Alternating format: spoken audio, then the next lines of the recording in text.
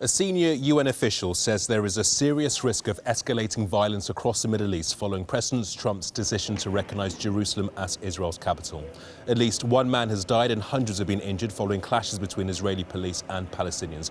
Well, let's talk more about this with Chris Doyle, Director of the Council for Arab-British Understanding. He is live in our central London studio. Many thanks indeed for joining us. Just listen to Matthew Rycroft, the UN representative to the United Nations, reiterating the UK's commitment to a two-state solution. Can that be achieved now we've had President Trump's decision of making Jerusalem Israel's capital? It certainly can in theory, but it has not helped that the President of the United States has done this. He's kicked off a firestorm that he may not be able to put out.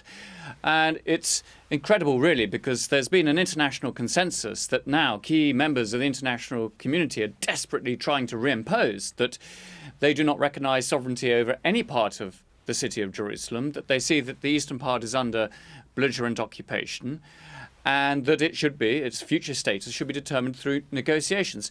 Well, Donald Trump has undermined that. And he has also undermined the United States' standing in the region, its ability to act as an impartial broker, and also key alliances. The King of Saudi Arabia has gone on record with his criticism. That shocked some people. Mike Pence, the US Vice President, is traveling out to the region. It's not clear who's willing to see him. Today we learned that the Imam of the Al-Azhar, the very, very important and significant Islamic institution in Cairo that is at the heart of Sunni Islam, he won't see him. And it really is actually a sign of what may come, not just on the issue of Israel-Palestine, but on other conflicts as well, where European states and other powers are going to have to act as the firefighters to deal with some of the issues that Donald Trump stirs up, because he is not prepared, as we know, and as we have seen, to act with this sort of usual diplomacy that some would like to see from an American president. So what do you think could come? Because there have been reports of potential escalating violence in the region as a result.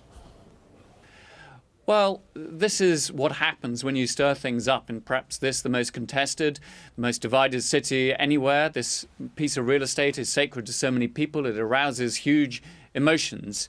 So certainly diplomats and others are going to have to work very, very hard to calm things down, that there are obviously going to have to be some promises to all parties and reassurances made.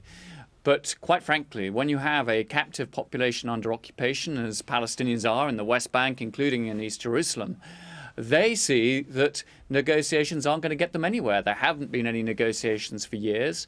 Even when they happened, they didn't deliver rights for Palestinians. They didn't deliver national aspirations or their freedom. So there's very little confidence that they can go forward. Chris Doyle, many thanks indeed. Thanks for your expertise.